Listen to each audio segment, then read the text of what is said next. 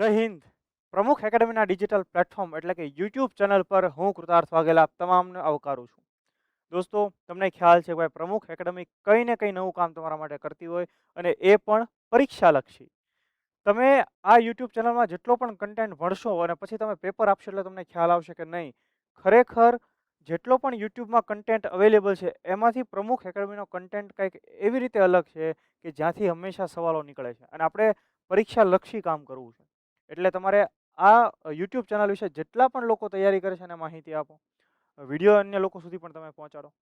તો આપણી એક સિરીઝ ચાલે છે, સવાલ તો હોય જ કે જેમાં આપણે આખો ટોપિક કવર કરીએ છીએ, જેમાંથી સવાલો હંમેશા પૂછાય.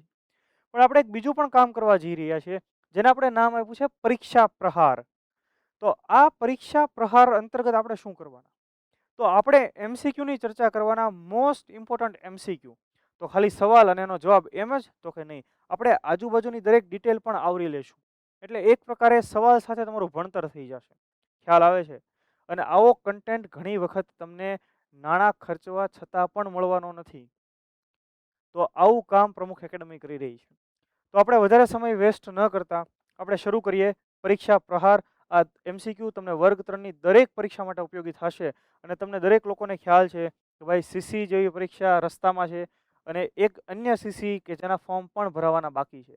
બીજી પંચાયતની પણ ઘણી બધી ભરતીઓ રસ્તામાં છે, કંડક્ટર વગેરેની ભરતીઓ પણ રસ્તામાં છે. ઇન શોર્ટ, ગુજરાત સરકારની તમામ પરીક્ષાઓ માટે તમને ઉપયોગી થશે, અને ઇવન કેટલીક અન્ય પરીક્ષાઓ માટે પણ તમને ઉપયોગી થશે. ખ્યાલ આવે છે? એવું નથી કે આમાંથી યુપીએસસીમાં સવાલ ન પૂછાય, એમાંથી પૂછાય શકે. ઓકે, તો સવાલ પહેલો, પ્લાસીનું યુદ્ધ કયા વર્ષમાં થયું હતું? આ સહેલો સવાલ છે ભાઈ, બરાબર. ખરેખર તારીખ પૂછવી જોઈએ, અને ગુજરાત સરકારની પરીક્ષામાં તારીખ પૂછાયેલી પણ છે, તો આપણને ખ્યાલ હોવો જોઈએ કે 23 જૂન 1757 રોજ પ્લાસીનું યુદ્ધ થયેલું. 23 જૂન 1757. અહીંયા આપણને ખાલી વર્ષ જ પૂછેલું છે. હવે આપણે જોઈએ કે આ અંતર્ગત કેવી કેવી ઘટનાઓ બનેલી છે પ્લાસીના યુદ્ધ અંતર્ગત. જો પ્લાસીનું યુદ્ધ એ ખરેખર યુદ્ધ નહોતું, ઇતિહાસકારો લખે છે કે આ તો એક ષડયંત્ર હતું. કેમ આવું ષડયંત્ર? આપણે જોઈએ. આપણે પહેલા તો નકશો હંમેશા યાદ રાખવાનું કે ટોપિકને તમારે નકશામાં ભણી લેવાનો. તમને આખું એક ઓવરવ્યૂ બની જશે, તમારા દિમાગની અંદર આખી એક ઇમેજ બની જશે. તો જોઈએ.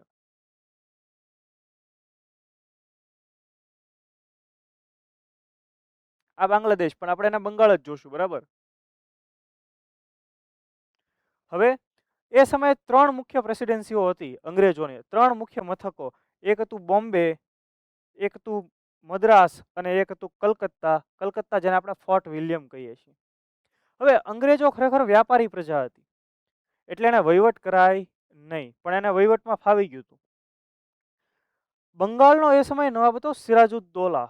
એ આમ સ્વભાવે શાંત, ભોળો, પણ ક્રોધી હતો. ધારો એને કોઈ એવી ઘટના થાય અને એનું સન્માન જાળવવામાં ન હતી, ક્રોધી પણ થઈ જતો હતો, બરાબર.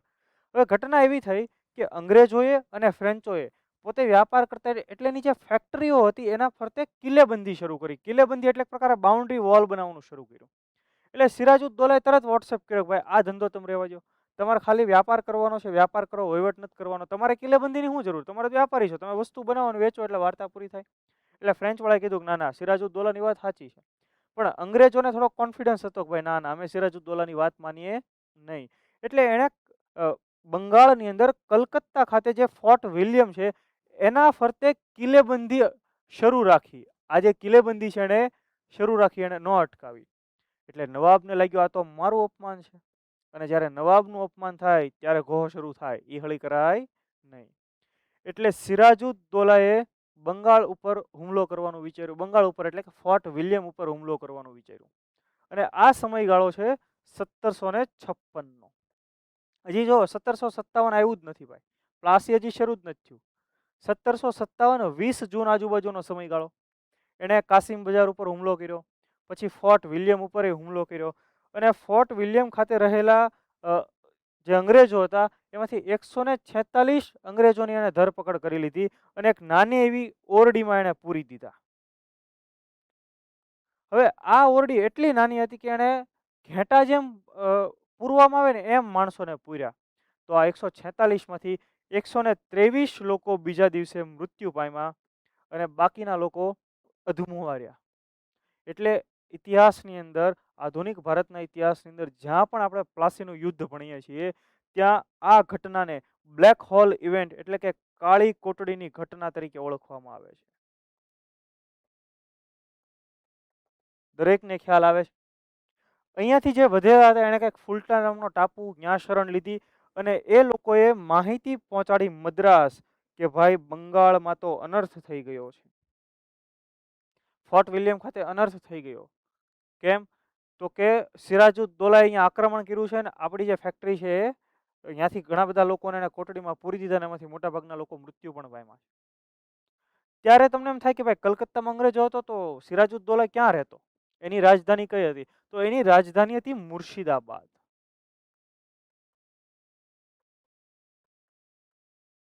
ખ્યાલ આવે છે એટલી વસ્તુ? તો આ 1756 ની વાત છે. આ બધી વસ્તુઓ થઈ પછી જગત શેઠ કરીને એક બેન્કર હતા, બરાબર, માણેકચંદ નામના વ્યક્તિ હતા. તો અહીંયાથી પછી સિરાજુદ્દૌલા પાછો જતો રહે છે મુર્શિદાબાદ. પણ આ વાત પહોંચી મદ્રાસ.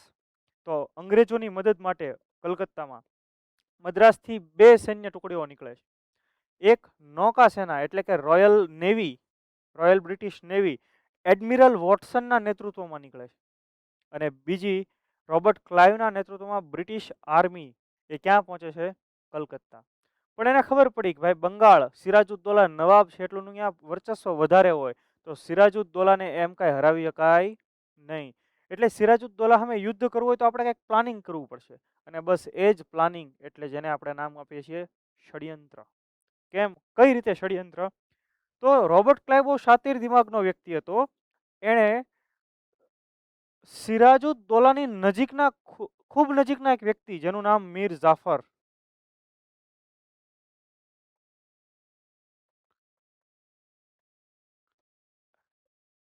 એને ફોડી લીધો અને મીર જાફરને કીધું એક કામ કર, અમારે સિરાજુદ્દૌલા સામે સંઘર્ષ થાય એમ છે, તું અમને સપોર્ટ આપજે તો અમે તને બંગાળનો નવાબ બનાવશું. તો એક સત્તાની લાલચ.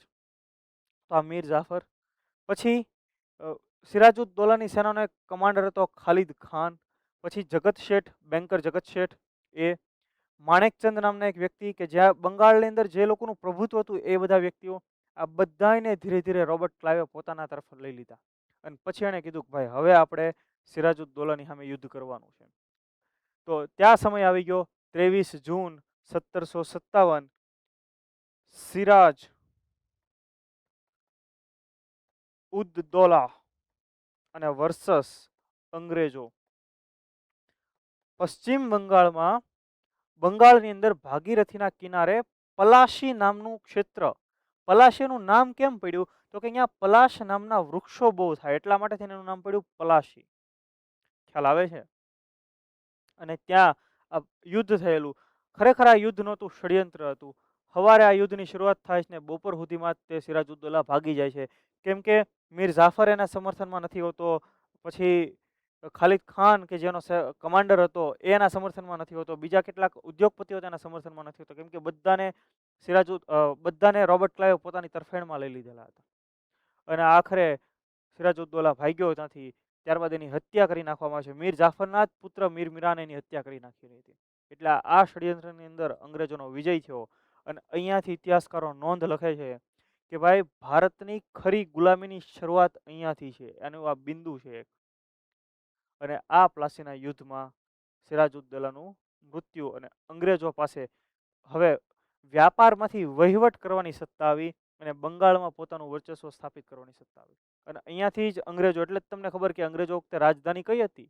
1911 સુધી રાજધાની કઈ હતી? કલકત્તા હતી, બરાબર. અને અહીંયાથી પછી એમણે બધું શાસન આખા ભારતની અંદર જમાવ્યું.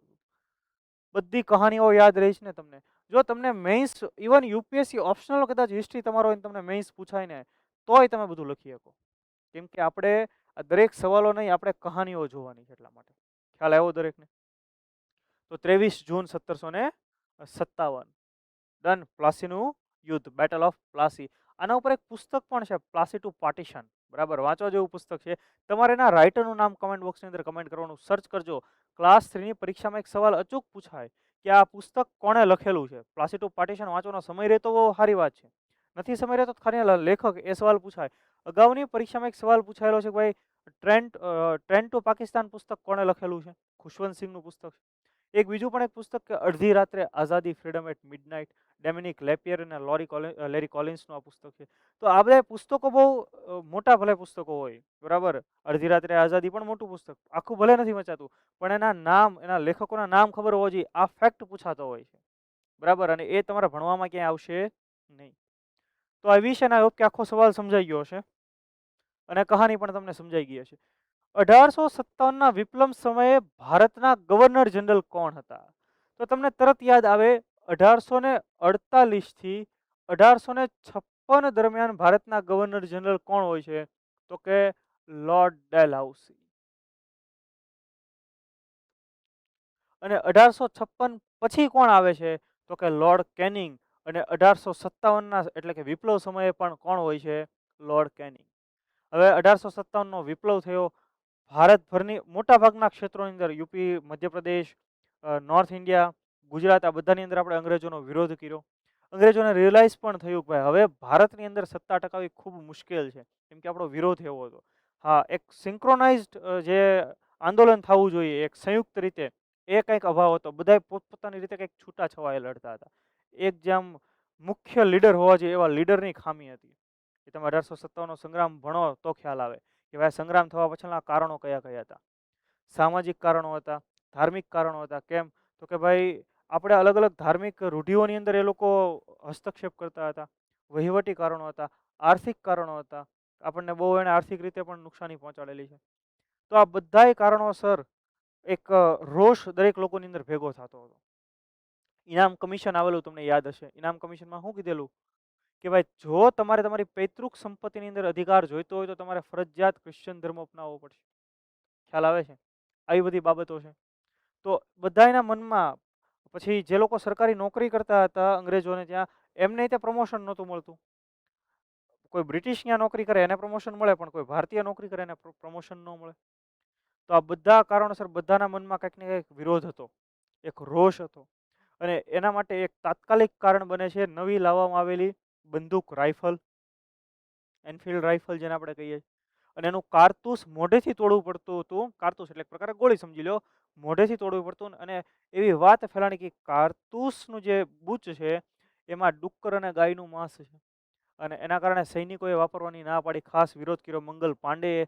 અને પછી મંગલ પાંડેને તોપના નાળચે બાંધીને એની હત્યા કરવામાં આવે છે અને એમને શહીદ કરવામાં આવે છે. અને આ સવાલ પણ પરીક્ષામાં પૂછાયેલો છે કે ભાઈ 1857ના પ્રથમ શહીદ કોણ હતા? તો કે મંગલ પાંડે હતા. બરાબર, યાદ રહીશ ને બધી વસ્તુ. બહુ કહાનીઓ છે, છતાંય હું તમને ઉપર છેલ્લી માહિતી આપવાનું છું. આપણે જ્યારે એવો સમય મળશે અને એવા જ્યારે ટોપિક આવશે ત્યારે તમને પૂર્ણ ડિટેલમાં આખો કન્સેપ્ટ લઈ જશો આપણે. ખ્યાલ આવે છે?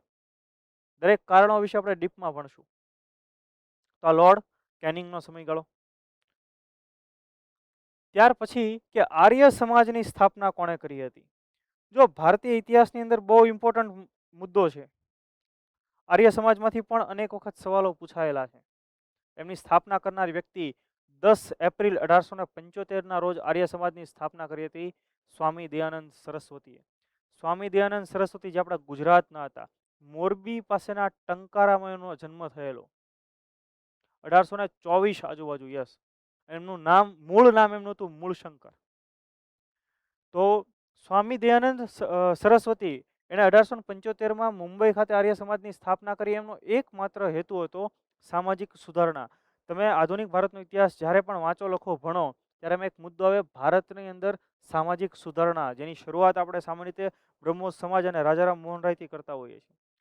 તો એમાં જ આ ટોપિક કવર થઈ જાય, આર્ય સમાજ અને સ્વામી દયાનંદ સરસ્વતી.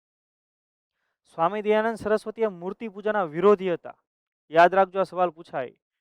કેમ? એની પાછળની પણ એક સ્ટોરી છે કે જ્યારે એ નાના હતા ત્યારે શિવ મંદિરે ગયેલા અને એ સમયે ઉંદર શિવજીની જે શિવલિંગ હોય એના ઉપર ચડ ઉતર કરે તો એમણે એ જોયું. પછી એમણે કીધું કે જો ઈશ્વર એમની પોતાની, પછી અહીંયા થાળ પણ ધરેલો હતો, એમાં પણ એ ઉંદર ચડ ઉતરને એમ કરે, તો કે જો એની પોતાની રક્ષા ન કરી શકે તો એ આપણી રક્ષા કઈ રીતે કરી શકે?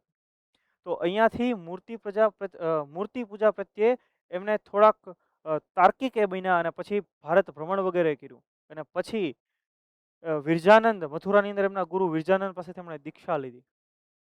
અને એના ગુરુએ એને કીધું કે તારે હિન્દુ ધર્મનું પુનરુત્થાન એક રીતે કરવું એટલે કે તારે શુદ્ધિ કરવાનું છે, કે જે લોકો ધર્મમાંથી કન્વર્ટ થઈ ચૂકેલા એને ફરી પાછા રસ્તે લાવવાના, અને આ માટે એણે શુદ્ધિ આંદોલન પણ ચલાવવાનું. આ સવાલ પણ પરીક્ષામાં પૂછાયેલો છે, અને એણે આખું વિચરણ વગેરે કર્યું ભારતભરની અંદર. ખ્યાલ આવે? તો એ મૂર્તિ પૂજાના વિરોધી તે આ વિધાન તમને પૂછાય, સમર્થક હતા એવું કંઈક બનાવીને તમને પૂછી લે. સમજાય છે એટલી વસ્તુ? તેમણે બાળ વિવાહનો વિરોધ કર્યો હતો, સતી પ્રથા દૂર કરવી જેના એ સમર્થક હતા. અને જો કે ઓલરેડી મતલબ સતી પ્રથા તો 1829માં જ તે દૂર થઈ ગયેલી હતી. એમણે એક પુસ્તક પણ લખેલું છે, અનેક વખત પરીક્ષાની અંદર પૂછાયેલું પુસ્તક છે, એ છે સત્યાર્થ પ્રકાશ. અને એમનું જે મેઇન સૂત્ર હતું, એમનું જે મોટો હતો, એ હતો વેદો તરફ પાછા વળો.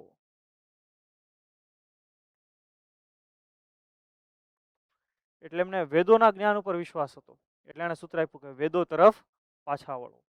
મજા આવે છે ને બધી કહાનીઓ સાંભળવામાં? તમને ખૂબ રસય પડશે, તમને યાદ પણ રહી જશે, અને તમે એકવાર આમ મેમરાઇઝ એને કરી લેશો. કોઈ પણ જગ્યાએ રાત્રે હુતી વખતે તમે આખો લેક્ચર જોઈ લીધો, જ્યારે હુતા હાલો સાંભળી લઈએ, તોય તમને બધું યાદ રહેશે, અને ઇવન મેઇન્સમાં પણ તમે લખી શકશો. બરાબર.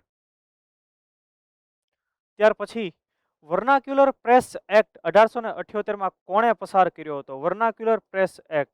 હવે અંગ્રેજો તો આપણને બધાને ખબર છે.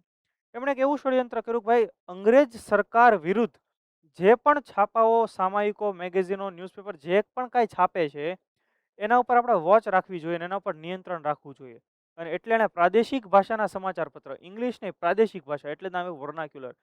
એના ઉપર નિયંત્રણ રાખવા માટે છે ને વર્નાક્યુલર પ્રેસ એક્ટ 1878ની સાલમાં લોર્ડ લિટનના સમયની અંદર પસાર થયો હતો. લોર્ડ લિટન, લોર્ડ છોટું એમ યાદ રાખો તમે. બરાબર. લોર્ડ લિટન એટલે કે લોર્ડ છોટું. યાદ રહી જશે, કેમ કે લિટન અને રિપનમાં ઘણા બધાને કન્ફ્યુઝન થાય છે. અને એનો સમયગાળો જતો 1876 થી 1880. ક્લિયર? એ પોતે એક તખલ્લુસ એનું હતું, ઓવન મેરિડિથ નામનું તખલ્લુસ. એને વર્નાક્યુલર પ્રેસ એક્ટ પસાર કર્યો, આર્મ્સ એક્ટ પણ પસાર કર્યો હતો. પછી સિવિલ સર્વિસીસ માટેની વય મર્યાદા પણ એને ઘટાડી, 21 વર્ષમાંથી ઘટાડીને 19 વર્ષ કરી દીધી હતી. તો ઘણા બધા એને નકારાત્મક અમુક ફેરફારો કરેલા લોર્ડ છોટુએ, એટલે કે લોર્ડ લિટને. ખ્યાલ આવે છે? અને પછી 1880નો સમયગાળો, એના પછી જે વ્યક્તિ આવે છે, જેનું નામ છે લોર્ડ રિપન, અને જેને આપણે ઉદારવાદી વ્યક્તિ તરીકે ઓળખીએ છીએ, સંસ્થાનિક સ્વરાજના પિતા તરીકે જેને આપણે ઓળખીએ છીએ, એણે વર્નાક્યુલર પ્રેસ એક્ટને દૂર કર્યો. વર્નાક્યુલર પ્રેસ એક્ટનો સીધો સાદો અર્થ છે કે તમારે કોઈ તમારી પ્રાદેશિક ભાષામાં સરકાર વિરુદ્ધ છાપવું હોય, કોઈ પણ વસ્તુ છાપવી હોય, તો તમારે મેજિસ્ટ્રેટની પરવાનગી લેવાની છે. હા, તમે આ છાપી શકો એમ છો. બરાબર. અને તમારે એ વસ્તુ અહીંયા સરકારને બતાવવાની છે, પછી જ તમે છાપી શકો. મતલબ મીડિયાને કંટ્રોલમાં લેવા માટેનું આયોજન હતું. એટલે અમૃત ઇંગ્લિશ તમારું કોઈ ન્યૂઝપેપર છે, કોઈ મેગેઝિન છે, તો કોઈ ચિંતા નથી, પણ પ્રાદેશિક ભાષામાં છે, તમારું બંગાળીમાં હોય કે હિન્દીમાં હોય કે ઉર્દુમાં હોય કે ગુજરાતીમાં હોય, તો લોચો. એટલે અમૃત બજાર પત્રિકા કરીને એક પત્રિકા, એમણે રાતોરાત ઇંગ્લિશ ભાષામાં કન્વર્ટ કરવી પડી હતી. હવે આપણે ઇંગ્લિશ ભાષાની અંદર પબ્લિશ કરશું, જેથી કરીને એક્ટથી બચી શકાય. ખ્યાલ આવ્યો દરેકને? બહુ ઇમ્પોર્ટન્ટ બધા મુદ્દાઓ છે, દરેક લાઈન ઇમ્પોર્ટન્ટ છે, અહીંથી સવાલો નીકળશે. ત્યાર પછી આપણે જોઈએ બંગાળના ભાગલા કયા વર્ષમાં પાડવામાં આવ્યા હતા? બહુ સીધી વાત છે ભાઈ. 1905માં બંગાળના ભાગલા પાડ્યા હતા, અને ભાગલા પાડનાર વ્યક્તિ જેનું નામ છે લોર્ડ કરઝુ, બોલે તો લોર્ડ કર્ઝન. બરાબર, લોર્ડ કરઝુ. એના એને કરઝુ કહીને બોલાવતા હશે. હવે આપણને એમ થાય કે ભાઈ બંગાળના ભાગલા પાડ્યા જુલાઈ, આઈ થિંક 19 જુલાઈએ જાહેર કરવામાં આવ્યું હતું કે બંગાળના ભાગલા પડશે, અને 16 ઓક્ટોબરના રોજ એ ભાગલા લાગુ થયા હતા. આ તારીખ યાદ રાખવી જરૂરી, 16 ઓક્ટોબર 1905.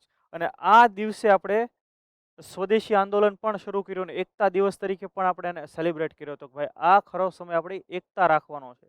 બરાબર, દરેક લોકો વચ્ચે. હવે અંગ્રેજો એટલે કે લોર્ડ કર્ઝને બંગાળના જે ભાગલા પડ્યા એનું કારણ શું આપ્યું?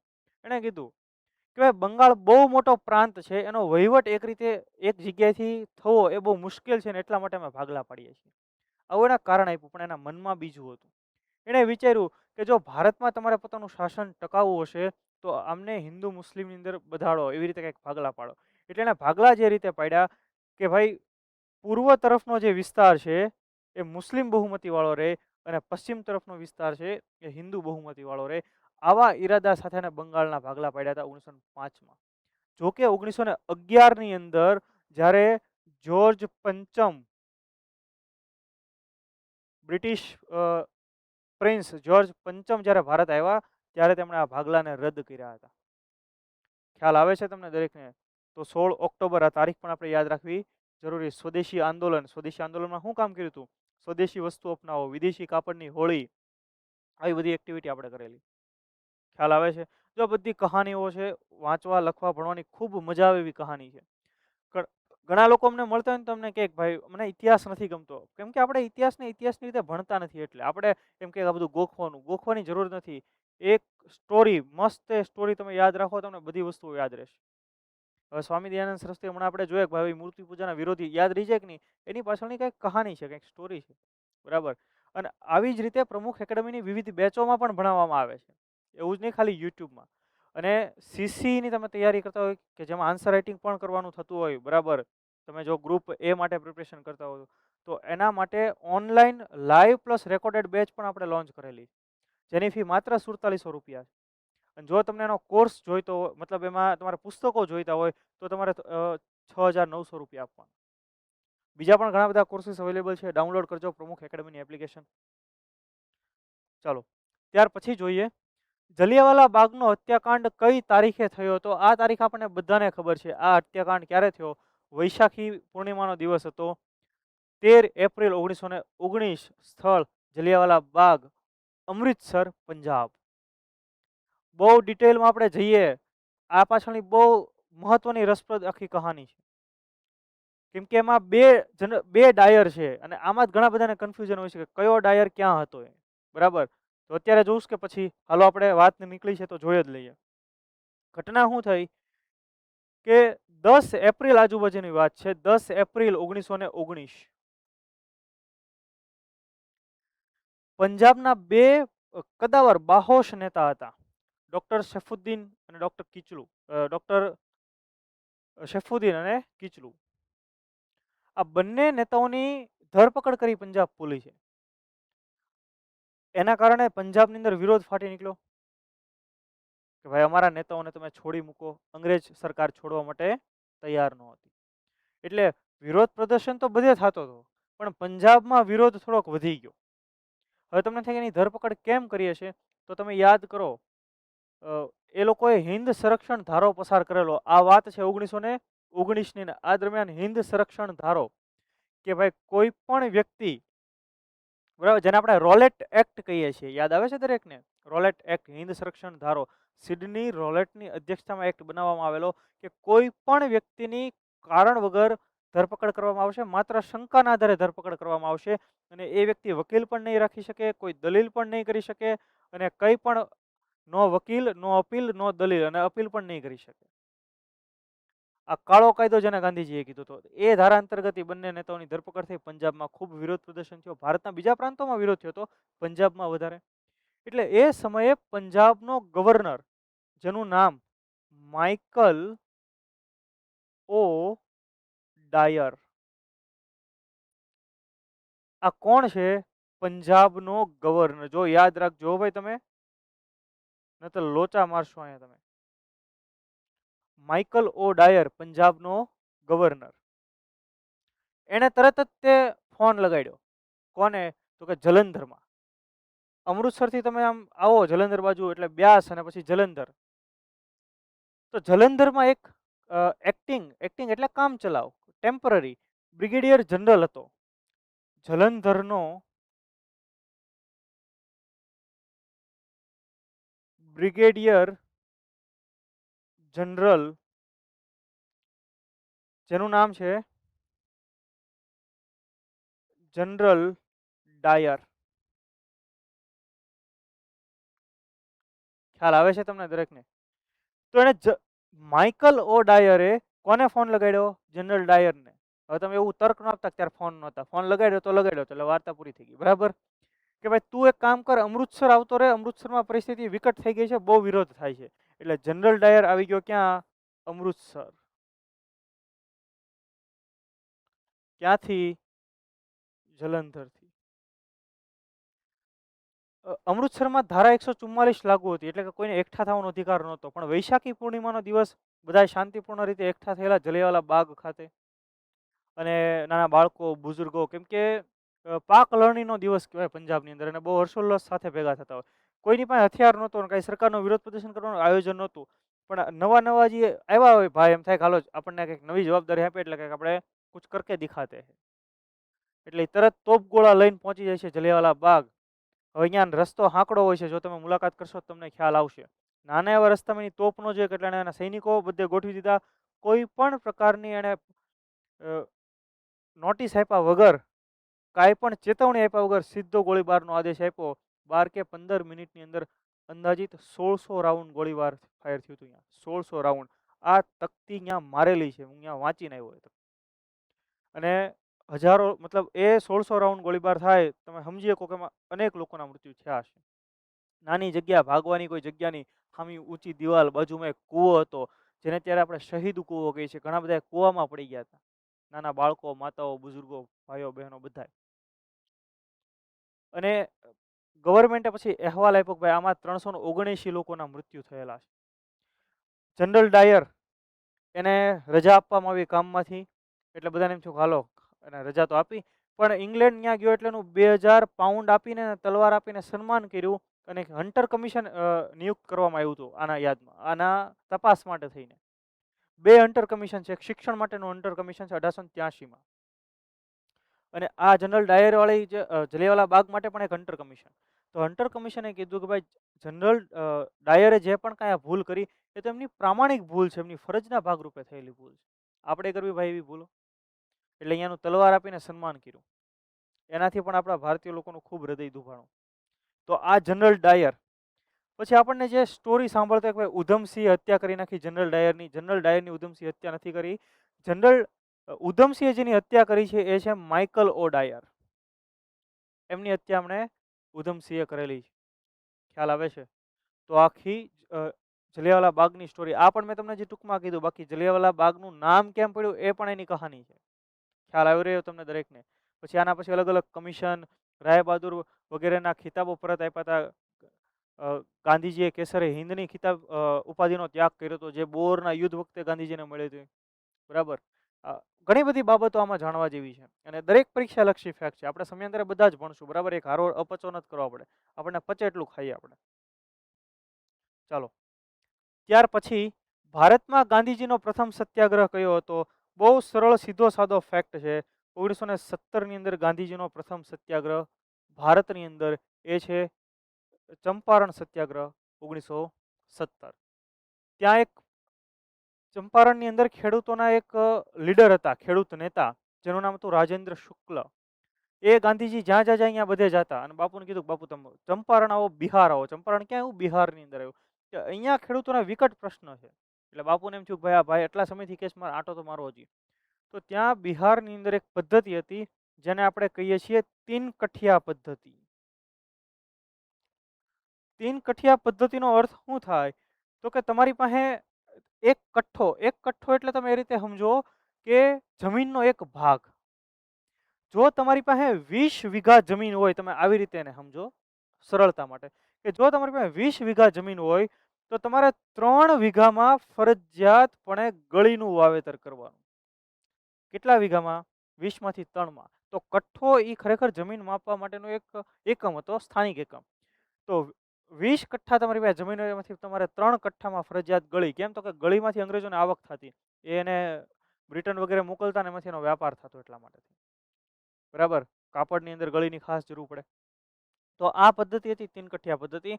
ખેડૂતો બીજો પાક વાવે તેને વધુ નફો થાય એવું હતું, છતાં પણ અંગ્રેજો એવો કાયદો બનાવેલો કે નહીં, તમારે ગળી જ વાવવાની. એટલે બાપુ અહીંયા પહોંચ્યા, અને પછી બાપુએ સત્યાગ્રહ કર્યો, અને જેને આપણે કહીએ છીએ ચંપારણ સત્યાગ્રહ. ગાંધીજી દ્વારા દેશમાં પહેલો સત્યાગ્રહ, ને એ પણ સફળ સત્યાગ્રહ. અને અહીંયાથી દેશને એક એવા નેતા મળ્યા કે જેણે દેશને એક કરવાનું કામ કર્યું, એકજૂટ કરવાનું કામ કર્યું. 1857ની ક્રાંતિ પણ બહુ સફળ હતી, પણ ત્યારે એવા કોઈ એક નેતા નહોતા જે કેન્દ્ર લેવલે યુનિટી કરાવી શકે. બધાએ પોતાની રીતે લડ્યા હતા. ત્યારે હવે દેશને એક નવી આશા જન્મી કે હા, આ વ્યક્તિ છે એ આપણને કંઈક એક કરાવી શકશે. ખ્યાલ આવે છે? તેમનો પહેલો સફળ સત્યાગ્રહ એટલે ચંપારણ સત્યાગ્રહ. નરહરી પરીખ ને બીજા ઘણા બધા લોકો એમની સાથે ત્યાં ગયેલા, મહાદેવભાઈ દેસાઈ. આખી ગાંધી ટોળકી શબ્દ વાપરવામાં, આખી ટીમ ગયેલી. ત્યાર પછી આપણે જોઈએ કઈ ઘટનાને કારણે ગાંધીજીએ અસહકારનું આંદોલન પાછું ખેંચી લીધું હતું. આ બહુ મહત્વની ઘટના, તમને બધા લોકોને, જે લોકો ઇતિહાસ ભણ્યા છે એમને ખ્યાલ હશે. એ છે ચોરી ચોરાની ઘટના. બરાબર. 5 ફેબ્રુઆરી 1922 ના રોજ અસહકારનું આંદોલન, નોન કોઓપરેશન મુવમેન્ટ 1920માં શરૂ થઈ. આ ઘટનાથી 5 ફેબ્રુઆરી 1922માં ઉત્તર પ્રદેશ જિલ્લાના ઉત્તર પ્રદેશ રાજ્યના ગોરખપુર જિલ્લાના ચોરી ચોરા ખાતે અહીંયા ઘટના એવી થઈ કે લોકો શાંતિપૂર્ણ વિરોધ કરતા હતા. હવે કોઈ પણ આંદોલન, જે ગાંધી ચિંધુ આંદોલન હોય, અહીંયા અહિંસા પહેલી વાત હોય. એટલે શાંતિપૂર્ણ આંદોલન કરતા હતા. પોલીસે એના પર ગોળીબાર કર્યો, એટલે કેટલાક લોકોના મૃત્યુ થયા.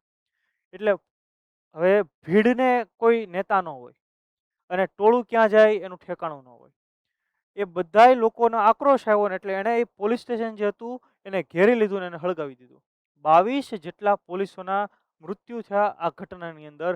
અને ગાંધીજી ત્યારે અહીંયા આપણા ગુજરાતમાં હતા. હા, શાયદ બારડોલી ખાતે હતા. તો ગાંધીજીએ કીધું કે ભાઈ આપણે અહિંસક આંદોલન કરવાનું હતું, આ તો હિંસા થઈ ગઈ. એટલે એમણે અહીંયા જ તે નક્કી કર્યું કે હવે આપણે આ આંદોલનને સ્થગિત કરીએ છીએ, એટલે કે અહીંયા ઊભું રાખીએ છીએ. કેમ કે આંદોલન અહિંસક જ હોવું જોઈએ. હવે અહીંયા હિંસા હોવું જોઈએ કે અહિંસક હોવું જોઈએ, એ વિચારધારા જુદી જુદી છે. આપણે એમાં નથી પડવાનું. આપણને એક માર્ક ક્યાંથી મળે આપણે એ જોવાનું છે. બરાબર. તો ચોરી ચોરાની ઘટના બાદ ગાંધીજીએ અસહકારનું આંદોલન સ્થગિત કર્યું. પછી ઘણા બધા લોકો ગાંધીના વિરોધીઓ પણ બન્યા અને એમાંથી અલગ અલગ વિભાગો પડ્યા. બરાબર. આગળ જતા સ્વરાજ પક્ષની પણ સ્થાપના થાય છે. આગળ જતા હિન્દુસ્તાન રિપબ્લિક એસોસિએશન, એટલે કે હિન્દુસ્તાન સોશિયાલિસ્ટ રિપબ્લિક એસોસિએશનની પણ સ્થાપના થાય છે. તો હવે અહીંયાથી કેટલાક લોકો ગાંધીના વિરોધી પણ બન્યા કે ભાઈ જ્યારે આંદોલન એક લેવલ ઉપર હતું અને લોકોની અંદર બહુ ઉત્સાહ હતો, ત્યારે ગાંધીજીએ પોતાના સિદ્ધાંતને કારણે આંદોલન અટકાવીને રાષ્ટ્રીય ચેતના તોડી ભાંગી પોતાના એક સિદ્ધાંત માટે. આવો કેટલાક મતો કેટલાક ઇતિહાસકારોના. એટલે આપણે મતોમાં નથી પડતા, આપણે એટલું યાદ રાખીએ કે ચોરી ચોરાની ઘટનાના કારણે અસહકારનું આંદોલન પાછું ખેંચવામાં આવેલું, નોન કોઓપરેશન મુવમેન્ટ પાછી ખેંચવામાં આવેલી. યાદ રહેશે તમને બધાને? ઓકે. ત્યાર પછી આપણે જોઈએ દાંડી કૂચની શરૂઆત કઈ તારીખે થઈ હતી. દાંડી કૂચ બહુ ઇમ્પોર્ટન્ટ. અનેક વખત પરીક્ષાની અંદર દાંડી કૂચમાંથી સવાલો આવેલા છે. 12 માર્ચ, 6 એપ્રિલ, 15 માર્ચ 1931 અને 2 ઓક્ટોબર 1869. હવે આ તો ન જ આવે ભાઈ. આ 2 ઓક્ટોબર 1869 એ બાપુનો જન્મ દિવસ છે. એટલે આ જો કોઈ ઓપ્શન લખે ને તો એના માટે તો 2 મિનિટની પ્રાર્થના સભા કરવી પડે ભાઈ. સમજો છો તમે? ખ્યાલ આવ્યો? ઓકે. 12 માર્ચ 1930 ના રોજ અમદાવાદ સ્થિત સાબરમતી આશ્રમથી ગાંધીજી એમના 78 સાથીઓ સાથે સવારે નીકળે છે. 11મી માર્ચે એમણે બધાને સંબોધન પણ કરેલું સાબરમતી આશ્રમ, અને એણે કીધેલું કે ભાઈ શૂર સંગ્રામ કો દેખ ભાગે નહીં, દેખ ભાગે સોય શૂર નહીં. અને બીજે દિવસે સવારે વૈષ્ણવ જન તો તેને રે કહીએ, પીડ પરાઈ જાણે રે, પર દુખે ઉપકાર કરે તોય મને અભિમાન ન આણે રે. આવા અલગ અલગ ભજનો ગવાણા અને 78 સાથીઓ સાથે ગાંધીજી પગપાળા યાત્રા કરે છે. આગળ જતા ભાટ ગામ નજીક આખી યાત્રામાં આગળ ઘણા બધા લોકો જતા, ભાષણો આપવામાં આવતા અને આખું એક પ્રોપર રેલી હતી એક પ્રકારે. એવી યાત્રા હતી આ, અને વિશ્વભરમાં પ્રસિદ્ધ પામેલી, નામના પામેલી આ યાત્રા. તો ભાટ ગામ નજીક ભાષણ આપતા ગાંધીજીએ કહેલું કે હું કાગડા કૂતરાના મોતે મરીશ, પણ સ્વરાજ લીધા વગર આશ્રમમાં પાછો પગ મૂકીશ નહીં. તો 12 માર્ચ 1930 ના રોજ એમણે યાત્રા શરૂ કરી અને એ 5મી એપ્રિલ 1930 ના રોજ ક્યાં પહોંચ્યા? તો કે દાંડી ખાતે પહોંચ્યા હતા. અને 6 એપ્રિલ 1930 ના રોજ વહેલી સવારે દાંડીના કિનારે રહેલા અગરમાંથી એમણે મુઠ્ઠી જેટલું મીઠું હાથમાં લીધું અને એ સાથે એણે પ્રતિજ્ઞા આપી અને કીધું કે આજથી હું બ્રિટિશ સામ્રાજ્ય રૂપી ઇમારતના પાયામાં લૂણો લગાડું છું. અને હારો એમ પણ કીધું કે મેને નમક કા કાનૂન તોડ દિયા. કેમ કે નમક કે જેની કોઈ કિંમત નથી, તમે હું કદાચ 2 રૂપિયાની નમકની થેલી લેવા ગયેલા હશો, હવે એનો ભાવ વધારો થયો. બરાબર. તો એ સમય તો એની કિંમત શું હોય? કાંઈ નહીં. છતાંય અંગ્રેજોનો ઉપર ટેક્સ લગાડતા. ખ્યાલ આવે છે તમને દરેક? તો આ 24 દિવસ જેટલી આખી આ યાત્રા હતી. મહાદેવભાઈ દેસાઈ અને મહાભિનિષ્ક્રમણ સાથે સરકાવેલી. અને સુભાષચંદ્ર બોઝ એણે નેપોલિયનની પેરિસ માર્ચ અને નેપોલિયનની પેરિસ માર્ચ સાથે અને મુસોલિનની રોમ માર્ચ સાથેની સરખામણી કરેલી છે. બહુ મહત્વના બીજા કન્સેપ્ટ આની અંદર છે. સવાલો અનેક વખત દાંડી યાત્રામાંથી પૂછાયેલા છે. ખ્યાલ આવે છે તમને દરેકને? ચાલો, ત્યાર પછી ભારતીય રાષ્ટ્રીય કોંગ્રેસની પ્રથમ બેઠક કયા શહેરમાં મળી હતી? બહુ મહત્વનો સવાલ. આ પણ કેટલી બધી વખત પૂછાયેલો સવાલ છે કે ભારતીય રાષ્ટ્રીય કોંગ્રેસની પ્રથમ બેઠક કયા શહેરમાં મળી હતી? તો તમને કોંગ્રેસના કેટલાક અધિવેશન યાદ હોવા જોઈએ, અને જો નથી યાદ તો હવે તમને યાદ રહી જશે, મારી ગેરંટી. અને સાંજે સપનામાં આવે તો જ બકે, બરાબર છે? તો પ્રથમ બેઠક એ મળે છે બોમ્બે ખાતે. બોમ્બે સ્થિત ગોકુલદાસ તેજપાલ સંસ્કૃત મહાવિદ્યાલય, ત્યાં પહેલી બેઠક મળી. વ્યોમેશચંદ્ર બેનર્જી, WC બેનર્જીના અધ્યક્ષ હતા. અને આ કોંગ્રેસની સ્થાપનામાં એક અંગ્રેજ વ્યક્તિ એવો હ્યુમ, એલન ઓક્ટિવિયમ હ્યુમ, એમણે બહુ મહત્વનો ફાળો ભજવેલો. એવો હ્યુમ યાદ રાખજો, એ ઇટાવા જિલ્લો, ઉત્તર પ્રદેશનો એક જિલ્લો છે ઇટાવા આજની તારીખે, એના કલેક્ટર પણ રહી ચૂકેલા. અને એમણે કોંગ્રેસની સ્થાપના કરેલી છે. એટલો ખ્યાલ આવે. હાર્વર્ડ સેફ્ટી વાલનો સિદ્ધાંત પણ છે, બરાબર. આપણે એના વિશે અત્યારે ચર્ચા નથી કરતા. આપણે એના કેટલાક અધિવેશનો જોઈએ કે જ્યાંથી સવાલો પૂછાય. અને આ પહેલી બેઠક, અહીંયા પ્રથમ બેઠકની વાત થાય, અહીંયા કોંગ્રેસની સ્થાપના થઈ. 72 જેટલા પ્રતિનિધિઓએ હાજરી આપી હતી. અને એના અધ્યક્ષ WC બેનર્જી. તો પહેલું અધિવેશન મુંબઈમાં, બીજું અધિવેશન કલકત્તામાં હતું. એટલે ફ્લાઇટ લઈને આપણે સીધું કલકત્તા વહી જવાનું, ખેલકાટા. અને એના અધ્યક્ષ હતા દાદાભાઈ નવરોજી. આ 1885ની સાલ, આ 1886ની સાલ. દાદાભાઈ નવરોજી પ્રથમ પારસી અધ્યક્ષ હતા. તો પહેલા બે અધિવેશન યાદ રહી ગયા. ત્રીજા અધિવેશનમાં તમારે ફ્લાઇટ લઈને આવી જવાનું છે મદ્રાસ. અને બદરુદ્દીન તૈયબજી એના અધ્યક્ષ હતા. ખ્યાલ આવે છે તમને દરેકને? અને ચોથામાં તમારે વયું જવાનું છે પ્રયાગરાજ, જેના અધ્યક્ષ હતા જ્યોર્જ યુલ, જે પ્રથમ અંગ્રેજ અધ્યક્ષ હતા. તો પહેલા 4 કોંગ્રેસના અધિવેશન ભૂલાય ક્યારેય ન ભૂલાય. એના અધ્યક્ષો ક્યારે ભૂલાય, ક્યારેય ન ભૂલાય. આમાંથી સવાલો અનેક વખત આવેલા છે. બોમ્બે પહેલું અધિવેશન, પછી બીજું અધિવેશન કલકત્તા, પછી મદ્રાસ, અને ચોથું પ્રયાગરાજ. અને એના અધ્યક્ષ કોણ? George you'll. પ્રયાગરાજ વર્તમાનનું, તત્કાલીન એનું નામ હતું ઇલાહાબાદ અથવા તો અલ્હાબાદ. મજા આવે છે ને બધી સ્ટોરીઓ સાંભળવાની, કહાનીઓ સાંભળવાની? જો બહુ મહત્વના લેક્ચર છે, તમને ખૂબ કામ લાગવાના છે. એવો કન્સેપ્ટ, એવો કન્ટેન્ટ આપણે ભણી રહ્યા છીએ. ખ્યાલ આવે છે? તો આ આપણો પરીક્ષા પ્રહારનો પહેલો lecture. I wish and I hope કે તમને ખૂબ મજા પડી હશે. બસ આવો જ કન્ટેન્ટ અમે પ્રયત્ન કરશું દરેક વિષયમાં તમને આપીએ. જો તમારે બીજા અન્ય કોર્સીસ વિશે માહિતી જોઈતી હોય તો આપણી પ્રમુખ એકેડમીની એપ્લિકેશન છે, એ પણ તમે વિઝિટ કરો, ડાઉનલોડ કરો. આ વિડીયોને લાઇક કરો, શેર કરો, અન્ય લોકો સુધી પહોંચાડો. અને પહેલાં તો ચેનલ સબસ્ક્રાઈબ કરો. અમને થોડુંક મોટિવેશન મળશે, ફ્યુઅલ મળશે કે ભાઈ હા, અમે એટલું બળ કરીએ, એટલી મહેનત કરીએ. કોના માટે? તો કે ગુજરાતના એવા તમામ વિદ્યાર્થીઓ જે સિરિયસ કેન્ડિડેટ છે, કે જેને ખરેખર કન્ટેન્ટ જોતો હોય, કે જ્યાં ઓછી મિનિટનો વિડીયો હોય અને સારું કામ હોય, સારો કન્ટેન્ટ હોય, પરીક્ષાલક્ષી કન્ટેન્ટ હોય, બરાબર. અને એક ક્રાંતિ ગુજરાતની અંદર આપણે કરવા જઈ રહ્યા છીએ, એ જ કે ભાઈ જે પણ વિદ્યાર્થીઓ તૈયારી કરતા હશે એ અવશ્ય એક વખત આ ચેનલ ઉપર આવશે કે ભાઈ ના, જો ખરેખર ભણવું હોય તો પ્રમુખ એકેડમી પર. ખ્યાલ છે? તો ફરી પાછા આપણે નેક્સ્ટ સેશનની અંદર ભેગા થઈશું. ત્યાં સુધી મને રજા આપશો. જય હિન્દ.